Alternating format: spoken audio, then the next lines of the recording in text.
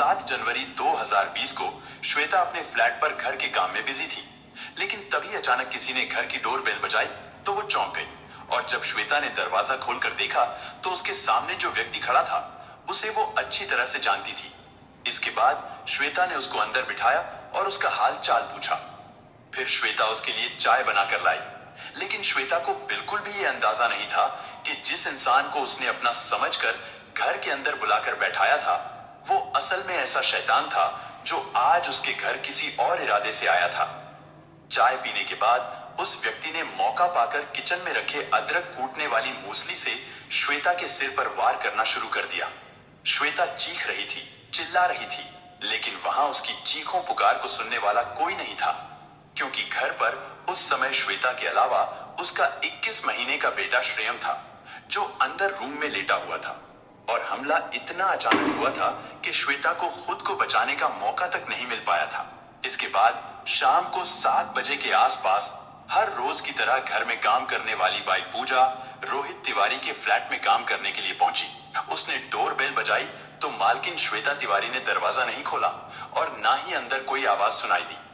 फिर जब पूजा ने दरवाजे को थोड़ा अंदर की ओर धकेला तो दरवाजा खुल गया, और जैसे ही काम वाली बाई पूजा कमरे के अंदर पहुंची तो उसके मुंह से चीख निकल गई, क्योंकि कमरे के अंदर पलंग पर श्वेता तिवारी की लाश पड़ी थी और उसके चेहरे पर खून ही खून को देखकर पूजा चीखते चिल्लाते हुए बाहर निकली और आस पड़ोस के फ्लैट में रहने वाले लोगों को इस घटना की जानकारी दी। अचानक इस हत्या की खबर से पूरी सोसाइटी में हड़कंप मच गया और देखते ही देखते लोगों की भीड़ जुटने लगी। इसी बीच किसी व्यक्ति ने थाना प्रताप नगर पुलिस को सूचना दी। एक पॉश सोसाइटी के फ्लैट में हत्या की सूचना मिलते ही प्रताप नगर थाना प्रभारी पुलिस टीम के साथ घटना स्थल पर पहुंच गए और उन्होंने ये खबर वरिष्ठ अधिकारियों को भी दे दी। इसके बाद पुलिस पूछताछ में जुट गई। पूछताछ में पता चला कि जिस फ्लैट में हत्या हुई है दरअसल उसमें रोहित तिवारी किराए पर रहता है और रोहित इंडियन ऑयल कॉर्पोरेशन में बतौर सीनियर मैनेजर है और उसकी ड्यूटी जयपुर एयरपोर्ट पर थी। हत्या उसकी पत्नी श्वेता तिवारी की हुई थी, क्योंकि ये मामला हत्या का था और हाई प्रोफाइल भी था। इसलिए सूचना मिलते ही police commissioner Anand Srivastava, DIG Subhash Baghel, ESP doctor Awadhesh Singh, इनके अलावा और भी अन्य कई आला अधिकारी घटनास्थल पर पहुंच गए।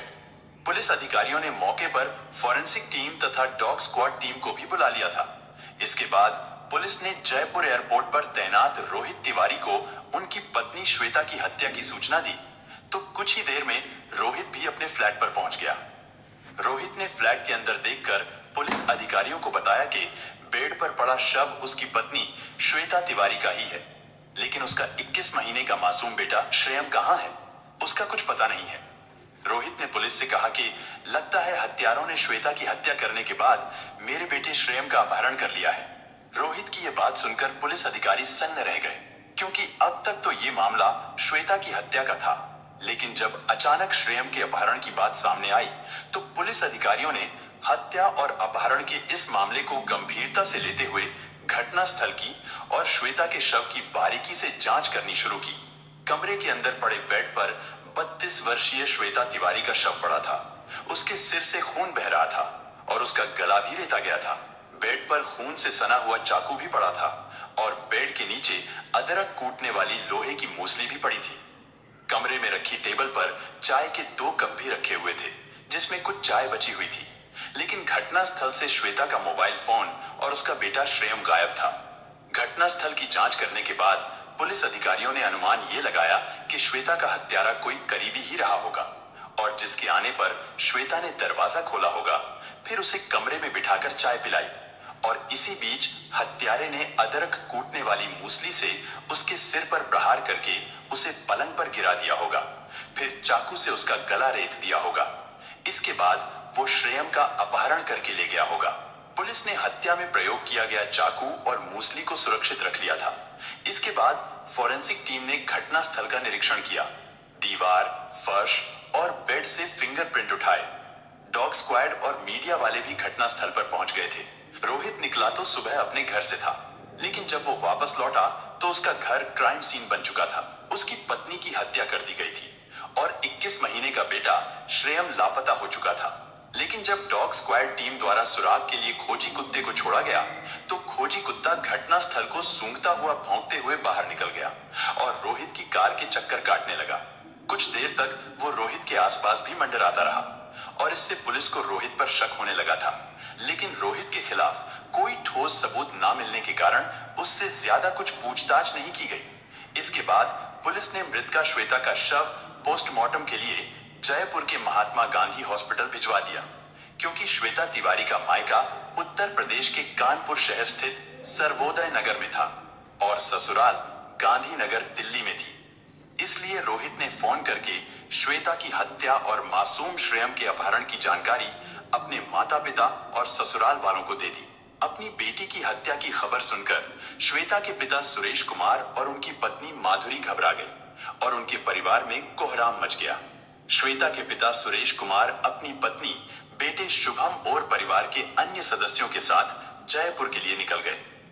उस समय तक श्वेता की हत्या की खबर टीवी चैनलों पर भी चलाई जाने लगी थी, जिससे श्वेता के पिता सुरेश कुमार मोबाइल फोन से रास्ते में हत्या की जानकारी लेते रहे।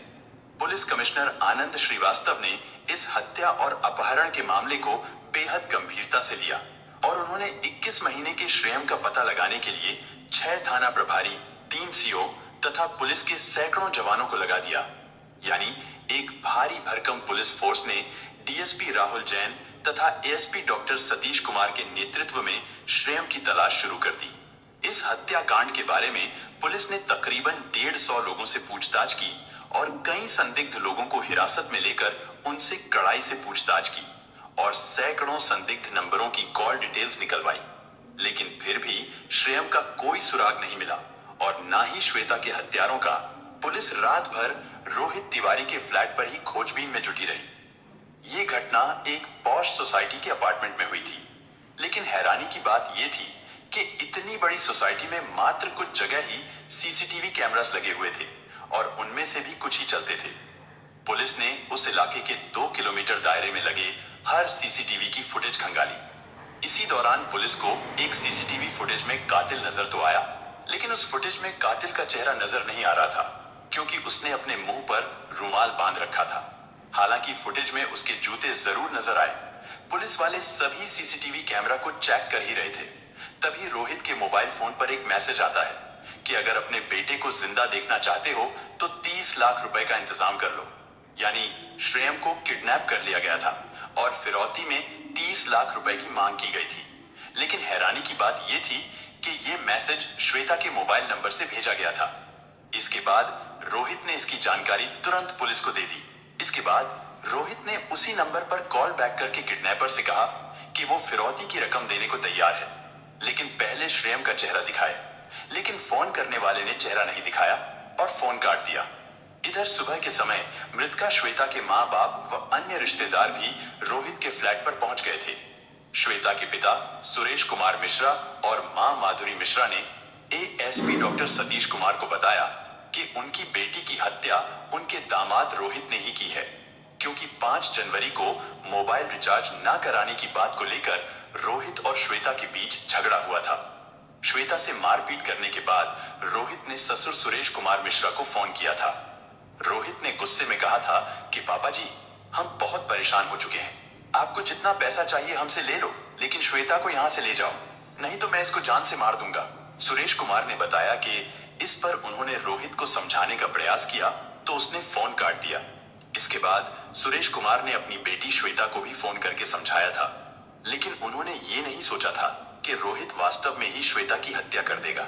और फिर जिस तरह से रोहित बार बार अपनी बेगुनाही का सबूत दे रहा था और वो हत्या के समय अपनी मौजूदगी ऑफिस में बता रहा था, उससे पुलिस का शक रोहित पर बढ़ता ही जा रहा था। इसके बाद 8 जनवरी 2020 को दोपहर 3 बजे के आसपास पुलिस को पता चला कि रोहित के फ्लैट के पीछे झाड़ियों में एक बच्चे का शव पड़ा है।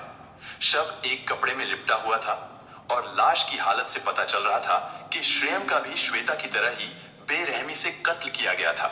इसके बाद रोहित जब पुलिस के साथ मौके पर पहुंचा तो अपने बेटे की लाश को देखकर वो वहीं जमीन पर गिर गया। यानी जिसको ढूंढने के लिए पुलिस के 100 से ज्यादा जवान पसीना बहा रहे थे, उसका शव उसी के घर के पीछे झाड़ियों में पड़ा था। श्रेयम के शव को देखकर सुरेश कुमार मिश्रा और उनकी पत्नी माधुरी मिश्रा भी रोने लगी। उनके बेटे शुभम ने उनका धैर्य बंधाया। श्रेयम की हत्या की सूचना मिलते ही पुलिस कमिश्नर आनंद श्रीवास्तव और डीएसपी राहुल जैन भी घटनास्थल पर पहुंच गए। उन्होंने मौके पर मौजूद पुलिस अधिकारियों से कहा कि मां के बाद बेटे की हत्या दिल को झकझोर देने वाली है। पुलिस कमिश्नर ने कहा कि ऐसे क्रूर हत्यारे को वो जल्द से जल्द सलाखों के पीछे देखना चाहते हैं। इसके बाद उन्होंने श्रेयम का शव भी पोस्टमार्टम के लिए महात्मा गांधी हॉस्पिटल भिजवा दिया।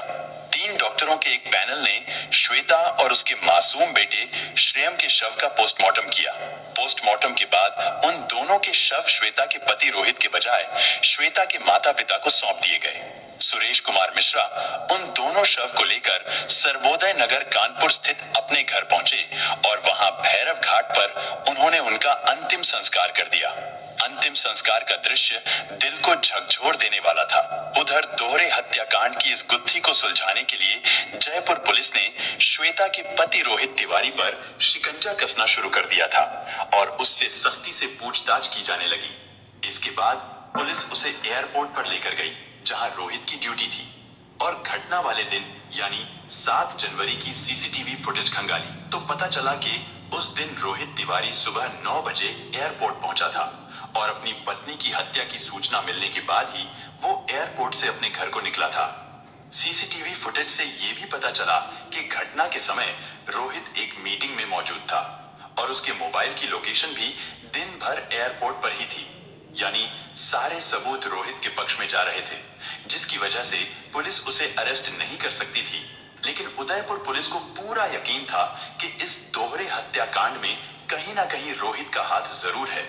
लेकिन जब पुलिस ने रोहित के साथ कड़ा रुख अपनाया तो पुलिस पर दबाव बनाने के लिए रोहित ने 9 जनवरी को जयपुर की निचली अदालत में अपने वकील दीपक चौहान द्वारा एक पत्र देकर पुलिस पर प्रताड़ित करने का आरोप लगाया। कोर्ट ने इस मामले में थाना प्रभारी को 10 जनवरी को इस केस से जुड़े सभी सबूतों के साथ कोर्ट में पेश होने का आदेश दिया। रोहित की इस कार्रवाई से पुलिस पूरी तरह से बौखला गई थी।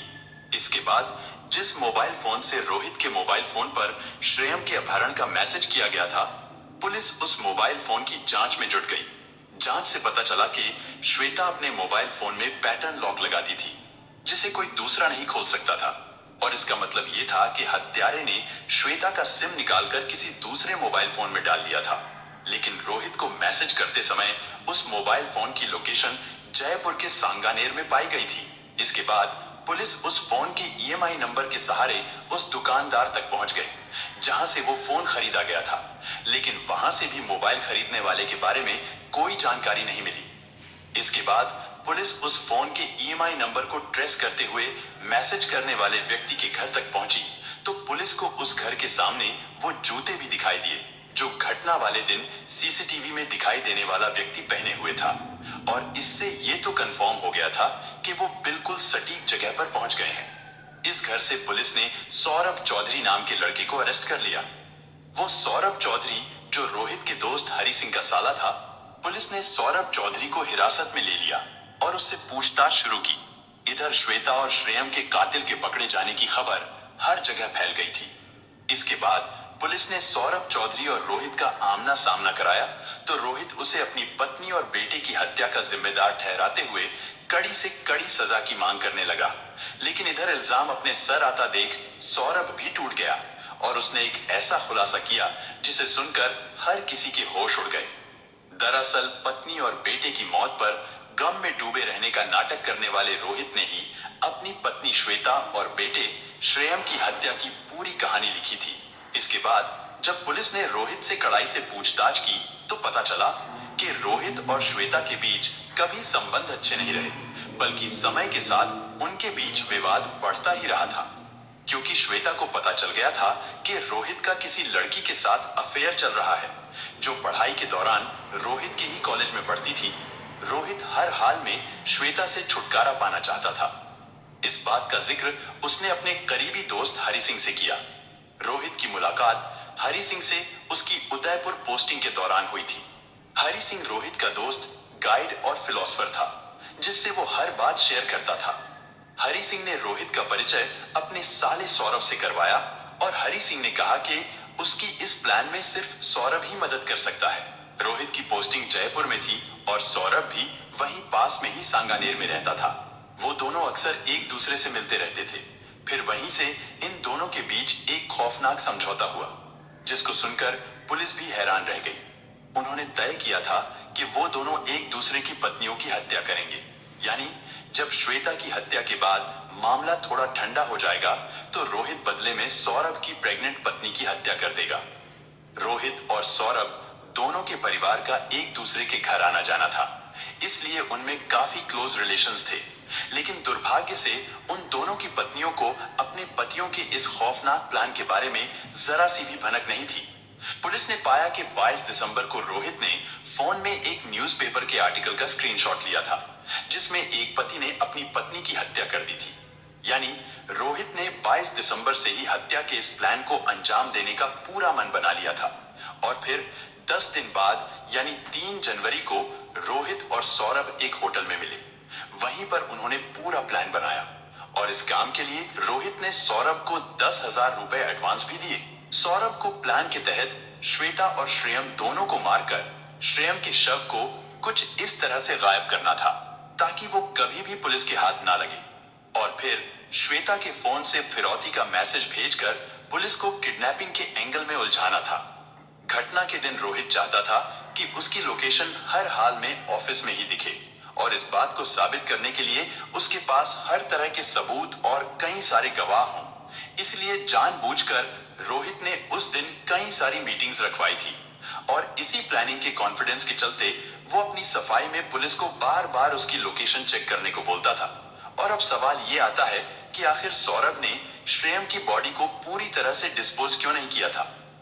दरअसल कातिल जिन परिस्थितियों को दिमाग में रखकर प्लान बनाता है और जब वो घटना को अंजाम देता है तो अक्सर उस समय के हालात उसकी प्लानिंग से अलग हो जाते हैं, और यही सौरभ के साथ भी हुआ। सौरभ जब श्रेयम के शव को दफनाने के लिए बाहर निकला तो वो डर गया कि कहीं उसे कोई देख ना ले, और इस वजह से उसने श्रेयम के शव को अपार्टमेंट के पीछे झाड़ियों में फेंक दिया। उसने सोचा था कि वो रात के अंधेरे में आएगा और शव को कहीं दफना देगा, लेकिन ऐसा हो नहीं सका क्योंकि उससे पहले ही पुलिस फोर्स हर जगह पहुंचकर तलाशी करने लगी थी। लेकिन इस केस का सबसे बड़ा सवाल यह था कि आखिर ऐसी कौन सी वजह थी जिससे एक बाप ने अपने 21 महीने के बच्चे को भी मरवा दिया था। और पुलिस ने जब ये सवाल रोहित से पूछा था तो उसने बताया था कि वो अपनी पिछली लाइफ हिस्ट्री को पूरी तरह से डिलीट कर देना चाहता था और एक नई जिंदगी की शुरुआत करना चाहता था, और अगर वो अपने बच्चे को ना मरवाता तो वो एक नई शुरुआत नहीं कर सकता था, क्योंकि उसका मानना यह था कि कोई भी लड़की बच्चे के रहते हुए उसके साथ शादी नहीं करेगी, उसके साथ घर नहीं बसाएगी। लेकिन इस केस का घटनाक्रम जितना चौंका देने वाला था, उससे कहीं ज्यादा हैरान कर देने वाली उसकी वजह थी। हालांकि इस केस में जयपुर पुलिस की जितनी भी तारीफ की जाए वो कम है, क्योंकि पुलिस ने हत्यारों को पकड़ने में एड़ी चौटी का जोर लगा दिया था। 3 दिन तक पुलिस अधिकारी अपने घर नहीं गए थे और इस केस को मात्र 50 घंटों में ही सुलझा लिया गया था। लेकिन दुख की बात यह है कि सारा सच सामने आने के बावजूद भी आज 4 साल बीत जाने के बाद भी ये केस कोर्ट में चल रहा है। अब तक ना तो अपराधियों को कोई कड़ी सजा मिली है और ना ही श्वेता और श्रेयम को इंसाफ मिला। श्वेता के बूढ़े माँ बाप इंसाफ की राह देखते देखते थक गए, और अगर बदले में उन्हें कुछ मिल रहा है तो वो है सिर्फ कोर्ट की तारीखें। यदि आज अगर श्रेयम जिंदा होता तो 6 साल का हो गया होता, लेकिन दुर्भाग्य से उसको एक ऐसा पिता मिला जो किसी हैवान से कम नहीं था।